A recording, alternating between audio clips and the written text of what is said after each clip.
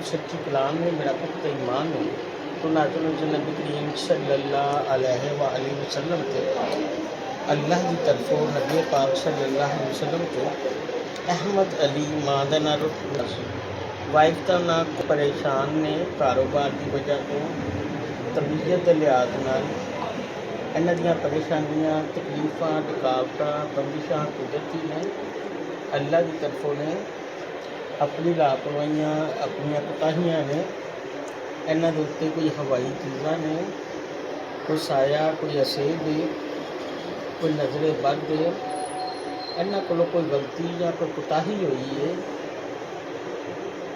इन्हां कोलों कोई गलती या कोई कोताही हुई है। क्या कोई हवाई चीज़ है?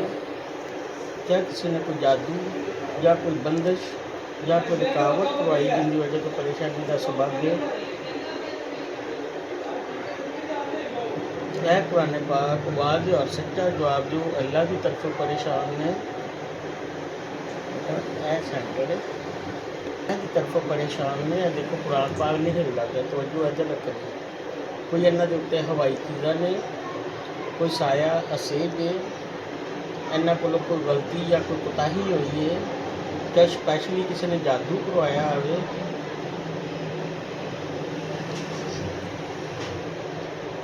क्या अल्लाह की तरफों परेशान ने?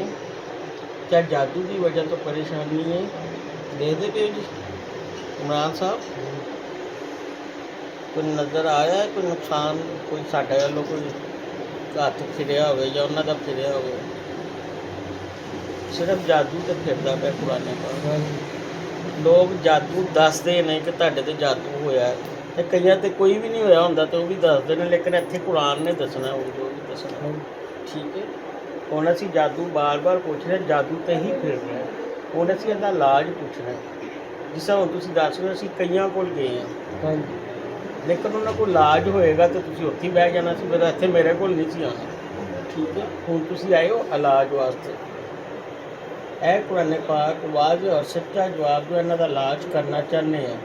सूरत यासीन के जरिए ठीक हो जाएंगे सूरत फातह के जरिए ठीक हो जाएंगे सूरत मुजम्मल के जरिए ठीक हो जाएंगे नादे अली के नक्श के जरिए ठीक हो जाएंगे आबी नक्श दिते जान ठीक हो जाएंगे काकी नक्श दिते जान ठीक हो जाएंगे सूरत रहमान के नक्श दिते जान ठीक हो जाएंगे सूरत मुल्क के नक्श दिते जान ठीक हो जाएंगे आबी और शफाई नक्श मिला के इस्तेमाल करवाए जान ठीक हो जाएंगे।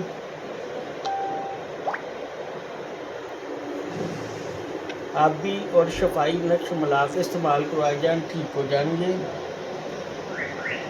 पक्की गल है कुदरती बीमारी है पक्की गल अल्लाह की तरफों परेशानी है पक्की गल है अपनियां कोताहियां ने पक्की गल है जादू की वजह तो परेशानी है।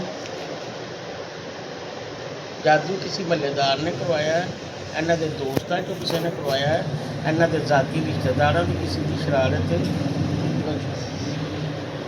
और कुछ पूछना जे? मेरा बेटा है जो वो नहीं बोलता पाया 4.5 साल का हो गया वो भी नहीं बोलता पाया पता नहीं की वजह है।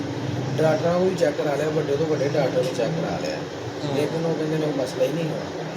मसला देखो ऐ नहीं कि बच्चे के उत्ते किसी ने जादू कर छड़िया जिन्हें तुहानू डिस्टर्ब करना है ना वो कोई भी चीज़ उत्ते पई खराब हो जाएगी तुसीं ज़हनी तौर पर टेंशन लोगे बिल्कुल वो जादू के ज़मरे च आ रहा तेरा दिल भी वो घबरा रहा है साढ़े सामने पहुँच रहे कोई भी परेशानी तकलीफ थकावट बंदे टेंशन जिसमानी कारोबारी और जादू आ रहे देखो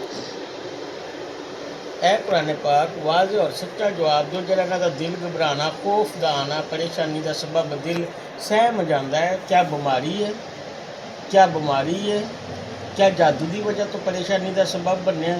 देखो मैं तो नहीं उंगल हिला रहा